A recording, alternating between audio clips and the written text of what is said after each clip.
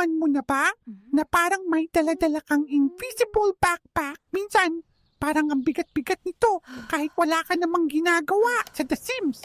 Ang tawag dyan ay moodlets. Ito yung maliliit na icons na nagsasabi kung ano ang nararamdaman ng sim mo. Ang bawat karanasan, masaya man o malungkot, ay nagiiwan ng moodlet sa ating personal na inventory. Yung A+ sa exam, nagbibigay yan ng confident moodlet. Pero yung away nyo ng bestie mo, nagiiwan yan ng sad moodlet na matagal mawala. Ang mga lumang moodlet na ito ay bumubuo sa iyong personal na kwento. Ito ang dahilan kung bakit minsan bigla ka na lang nalulungkot. Hindi mo gets kung bakit.